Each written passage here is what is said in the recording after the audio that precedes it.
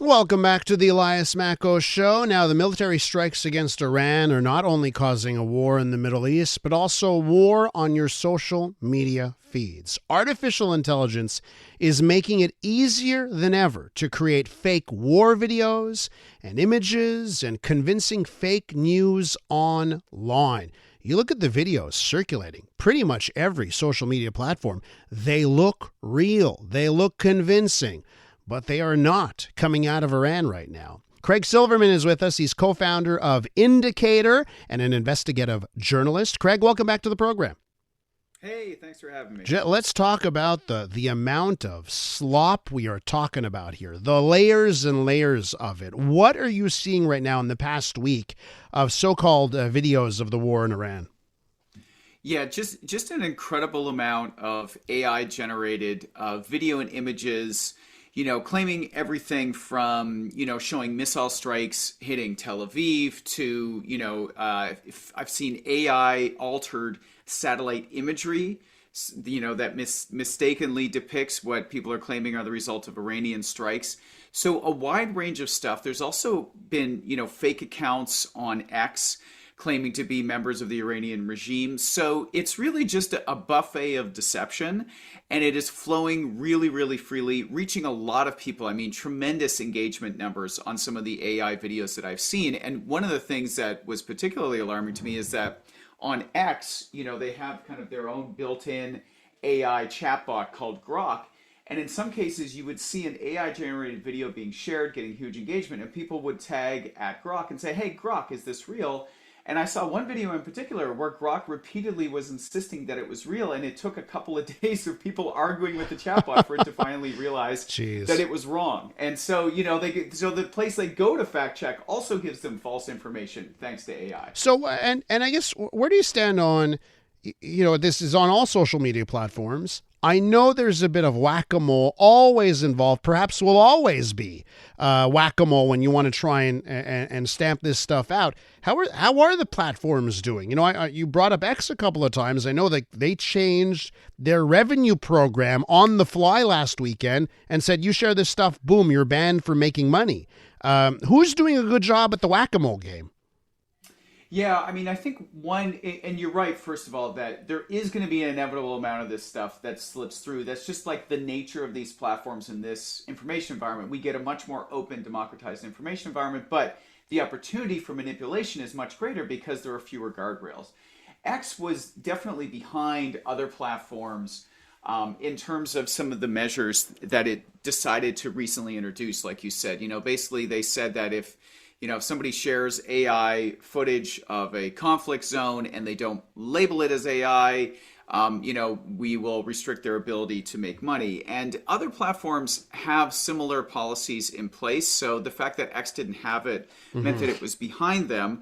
But it also, I guess, is worth pointing out that, Meta has had a similar policy, but Meta's policy in the U.S., for example, was reliant on its fact-checking partners debunking things, and then Meta would demonetize them, and Meta has gotten rid of the fact checkers in the US. So I think X was slower, but even the ones that have policies, they're missing a lot, and it's unfortunate, because they, in a way, they have an ability when somebody uploads an AI generated image or video, if it's coming direct from the sort of tool they use to generate it, there is data embedded in that file that will actually often indicate that it's AI generated. And so they would actually have the information in some cases to know it's AI generated, and they're supposed to be auto labeling it, but they're doing a really poor job of that, which, we audited a few months ago. We have a new audit coming out soon, shows they're still really doing a bad job recognizing this. So it's an unfortunate situation. How much of it is on us, though, the viewer?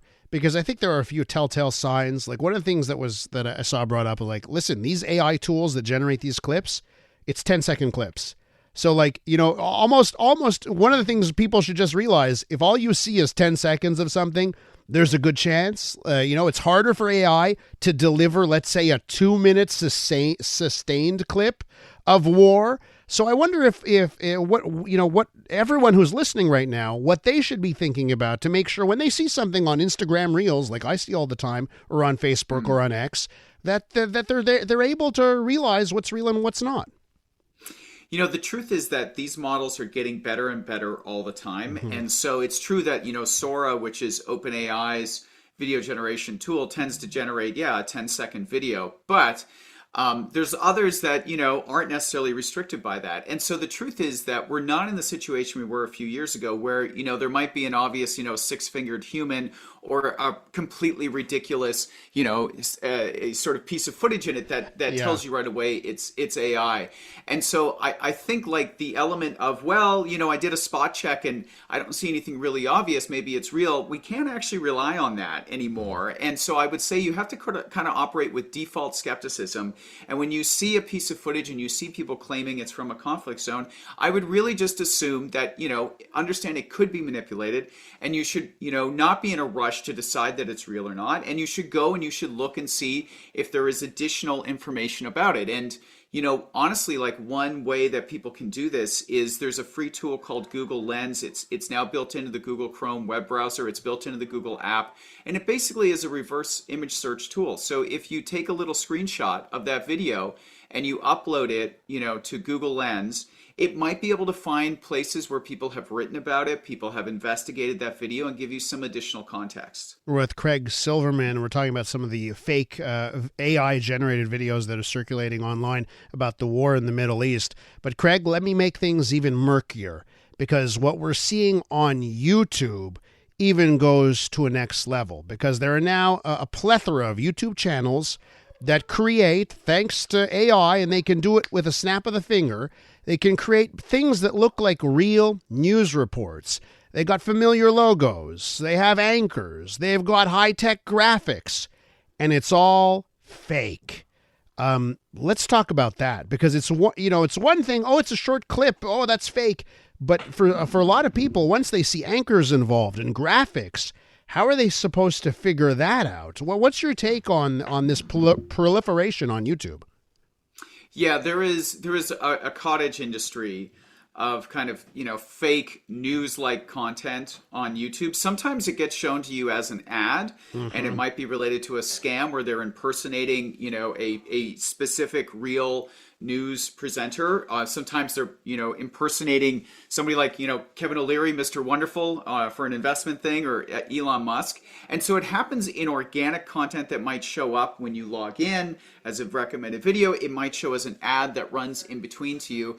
And it's really a huge problem, because obviously they're playing on the credibility of, real news brands, real news people. People don't recognize right away that it's AI because, again, this stuff is getting really, really good. And it is, as you say, trivial to generate it. I have seen, and it's not just short, like I have seen 15, 20-minute, 30-minute videos completely 100% AI generated. And they are getting really good engagement. And so it's not just the short stuff, it's also long. I've even seen stuff where they're fabricating, cop body cam footage and surveillance footage that looks really realistic in these. So it is a very difficult environment it feels like it's increasingly tilted towards deception. So, a 20-minute video, and it looks like Rachel Maddow, who's the host at MS Now, as it's called now. It's MSNBC in the past.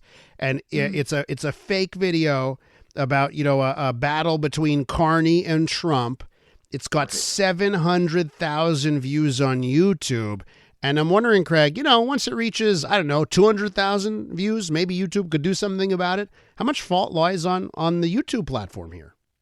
Yeah, this is the thing. I mean, on one hand, we all have to understand that this is the unfortunate reality. So we all do have to take on a little bit more responsibility. But that's not to let these folks, which are massive, hugely profitable, publicly traded companies off the hook. This is the product that they have built, and I think we should demand a higher standard from them and expect a higher standard from them. There is, and one of the challenges that they often point to is the scale. There is so much content, we can't see everything. We build systems to try and detect it. But they are falling down in a bunch of different ways. And you could compare platforms here and there. But overall, I just think it's kind of remarkable that this is the state of affairs in our information environment, where so much deception, so much fake stuff, so much impersonation of real people is there, and even, and it can get hundreds of thousands or millions of views before, somebody over there sort of realizes like, oh, right, we should look at that. Or they actually have to be told by a journalist or flagged by users. And I just think it's a really unfortunate state of affairs, and we should find ways to demand better from them because they certainly have the resources to invest more. And I look at it and I see, oh, wait a minute, that's not the current CNBC logo. That network doesn't use that font in their chyrons. I know this stuff, but I say to myself, man, someone who doesn't know this, they're going to get duped, and you understand why. Craig, Yes. Thanks for coming on this morning. Really appreciate your time. Thank you. Craig Silverman there. He's co-founder of the website Indicator and an investigative journalist. Unmistakably Canadian. It's the music that raised you.